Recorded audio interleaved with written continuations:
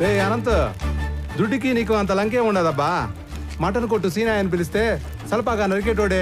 ఇప్పుడేమి తొందరైనదా? నాకి 3 తలలు అలాకాగా నరికినానా లేదా? ఏంటమ్మా బాగున్నావా? బాగున్నానండి.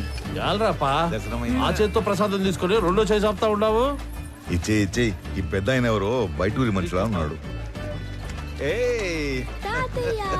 ప్రశాంత్ బాబు.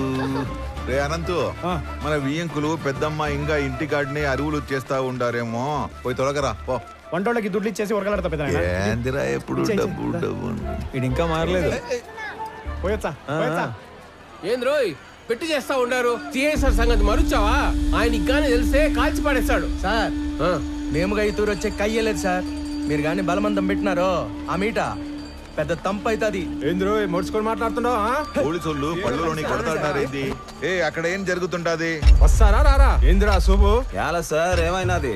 ఎందుకు కొడతా ఉంటారు? నీకేంద్రా చెప్పేది? నువ్వు పెద్ద పొడికివా? పో పో. నాకు చెప్పండి, నేను కొత్తగా వచ్చిన డిప్యూటీ కలెక్టర్ని, ఈ మండలం ఇన్ఛార్జ్ ఎంఆర్ఓని. అభి నువ్వు చెప్పు, మిమ్మల్ని యాదానికి కొడుతున్నారు పోలీసులు? ఇదేం కొత్త కాదనా? ఏ పండగ వచ్చినా వాళ్ళ పార్టీ అయినా ఇలా సిఐ మమ్మల్ని 4 గుంజుకుని పోయి యాడకు పంపుతారు, వంట చేపిస్తారు. మాతో గొడ్డు చాకరీ చేపించుకొని పైసా కూలీయకుండా తరుముతారన్నా. ఏమన్నా మాకు పండగ ఉండదా ఏమి? చూడండి, వీళ్ళు యాడికి రారు. మీరు పోండి, లేదంటే మీ నలుగురు మీద యాక్షన్ తీసుకోవాల్సి వస్తుంది. పదండ్రా వెళ్ళి సేకి థాంక్స్ చెప్తాం. అన్నా. జాగ్రత్త, వెళ్ళండి. పదండ్రా. కబీర్, ಪೋರ್ಟ್ ಏಜೆಂಟ್ ಆಗಿ ಕೆಲಸ ಮಾಡ್ತಾಗೆ ಸರ್. అంటే పోర్టు నువ్వు ఆపరా స్వామి. పొదుగుకలు చెప్పిందే చెప్పగాక అదే నాకు పెద్ద కష్టమైన పనేం కాదు. అవేమైనా అగ్గిపుల్లే ఏంది గుట్టుగా పెట్టిలో దాచిపెట్టుకోవడానికి?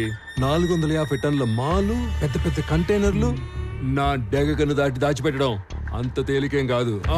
సార్ ఆ కుర్రాడు ఏయ్, నువ్వు ఉండరా స్వామి, పెద్ద మనిషి మాట్లాడలా. పోయి నీ బాసుకు చెప్పు, మాల్ కనిపెట్టి కబురు పెడతాను. పోగు. ಆಯ್ತು ಸರ್.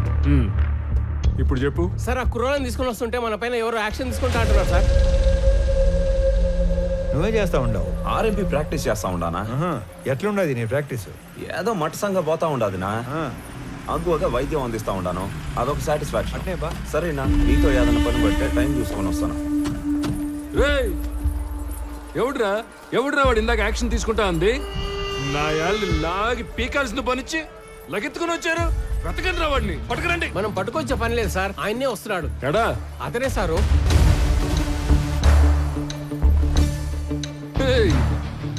ఎవడురా స్వామి నువ్వు?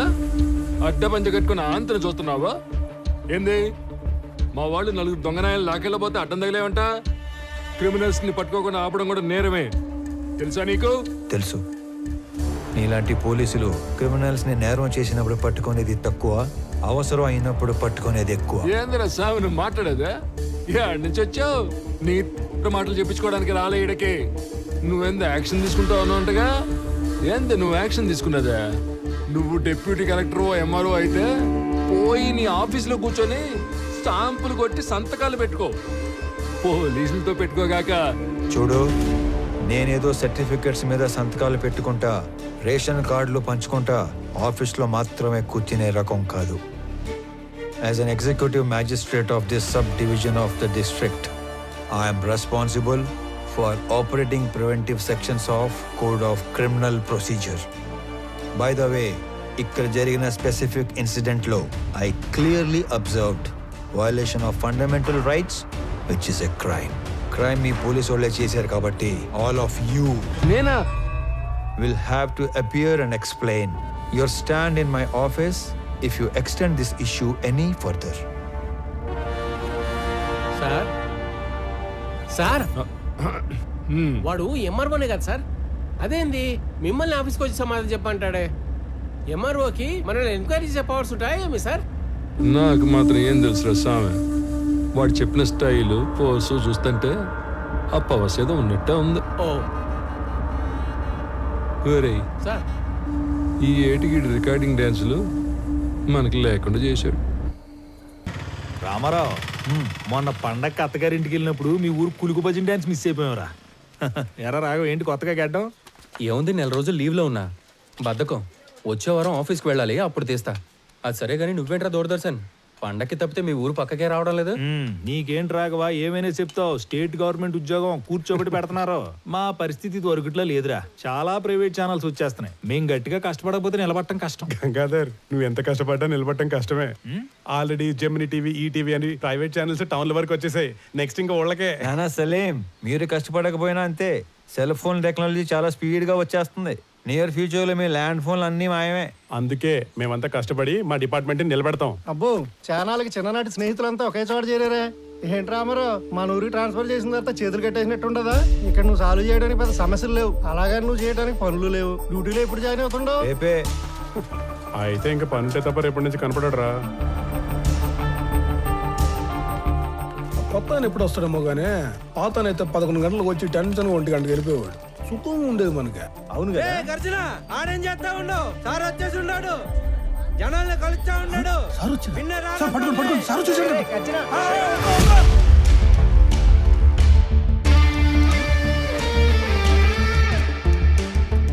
నమస్కారం సార్, నా పేరు గజ్జల శాంతి స్వరూప్ సార్. అట్లంటే మీకెందుకు సార్ ఈ శ్రమ? నేను అందరిని బయటికి వెళ్తాను, మీరు పోయి ఆ సీట్లో కూర్చోండి సార్. నీకు కరెక్ట్గా 15 నిమిషాలు టైం ఇస్తున్నా. స్టాఫ్ మొత్తం నా ముందు ఉండాలి. అందరూ వచ్చేసినట్టేనా? వచ్చేసారు సార్. నేను చెప్పేది 2 విషయాలు. ఒకటి, నేను ఛార్జ్లో ఉన్న దగ్గర గుట్టలు గుట్టలుగా ఫైళ్ళు, గుంపులు గుంపులుగా జనం అస్సలు ఉండకూడదు. ఉండాల్సింది ఐఎమ్ అండర్ పెయిడ్ అనే థాట్, అంటే జీతానికి మించి పని చేస్తున్నాం అనే భావన.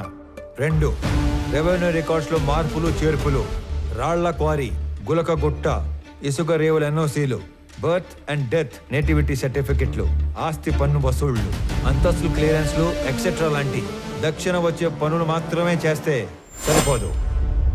తలగోక్కోవడం, ప్యాంటు సర్దుకోవడం కాదు. రిమెంబర్, మన రాజ్యాంగంలో ఉన్న దాదాపు అన్ని సెక్షన్స్కి మనమే బాస్, మనమే సర్వెంట్. Any questions? ఈ 2 విషయాలు ప్రాంప్ట్గా ఉండగలం అనుకున్న వాళ్ళు మాత్రమే లోపలికి రండి. లేదంటే నో పే లీవ్కి అప్లై చేసుకొని ట్రాన్స్ఫర్కి ట్రై చేసుకోండి. ఓకే?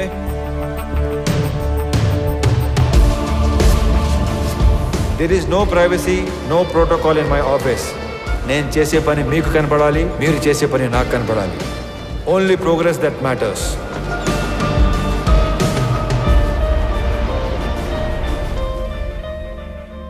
సార్, ఇతని అర్జీ చాలా ఏళ్ళుగా పెండింగ్లో ఉంది. కౌలు రైతు, 2 ఎకరాల ప్రభుత్వ బీడి భూమిని చూసుకొని అప్లికేషన్ పెట్టుకున్నాడు. కానీ అప్పర్ క్యాస్ట్.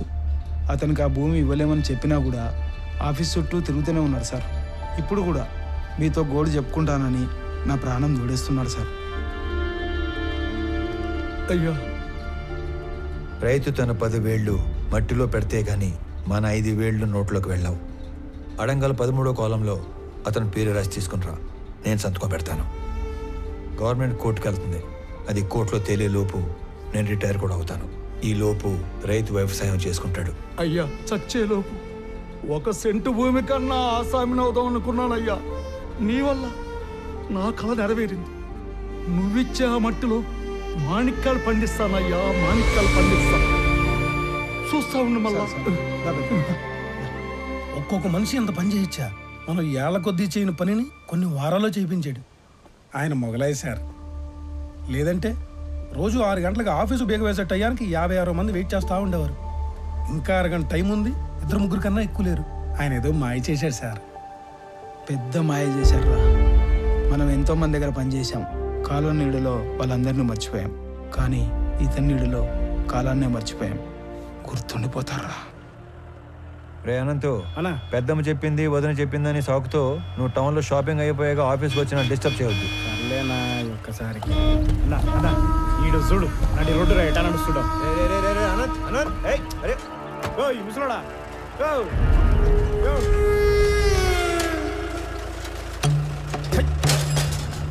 చూడనంత గట్టిగా మూసేసి వెనకొచ్చేటి బండు తొక్కితే పైకి పోతావు. సంపుతా నా కొడక. నీ దూకుడేంద్రా పెద్ద పట్టుకొని.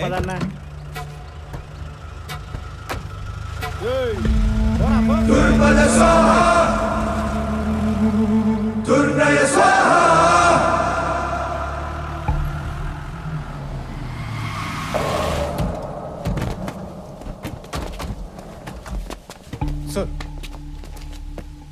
ఇంత కష్టమైన పని అని తెలియక పెద్ద పోసు కొట్టి మిమ్మల్ని నమ్మి ఈ పని టేకప్ చేశా. తిక్కలాడు తినాలకి వెళ్తే మెట్లు ఎక్కను దిగను సరిపోయింది. మీరు అంతే, వెళ్ళడం రావడం తప్ప ఏం ఉపయోగం లేదు. ఛ! సార్ మాల్ మొత్తం ఏదో రూట్లో ఎక్స్పోర్ట్ అయిపోయింది ఏమన్నా నాకు కొంచెం డౌట్ వస్తుంది సార్. అస్సలు కాల, ఖచ్చితంగా మాల్ ఎక్స్పోర్ట్ అవ్వలేదు. ఇది నేను చెప్పిన మాట కాదు. మాల్ ఎవరైతే డైరెక్ట్ గా ఎక్స్పోర్ట్ చేసుకుంటున్నాడో డాను, వాడు చెప్పిన మాట. మాల్ మీకు ట్రేస్ అవ్వట్లేదు కదా అని మన దేశంలోనే లేదని చెప్పి కథలు చెప్పొద్దు. అయితే సార్ ఇంకో 4-5 టీములు పెట్టి తలా ఓ దిక్కు పంపి కూంబింగ్ ఆపరేషన్ చేస్తే త్వరగా ట్రేస్ చేయొచ్చు సార్. మీ చుట్టాలను కూడా తీసుకెళ్ళరా. నువ్వెవరో సామె నా కొంప ముంచెట్టున్నావు. ఎట్ట అంటే హడావుడి లేకుండా వెతకాలి. గవర్నమెంట్కి ఏమాత్రం ఉప్పొందినా చాలా డేంజర్. ఇన్ని 100 కోట్ల ఎర్రచందనం ఒకేసారి దొరికితే దేశం ఉలిక్కి పడుద్ది. కలపకి కాపలా కూడా పెరిగిద్ది. దీంట్లో ఏది జరిగినా నన్ను లేపేస్తారు. సైలెంట్ గానే ఎతకండి, కానీ కొంచెం స్పీడ్ పెంచండి. సార్ పోండి.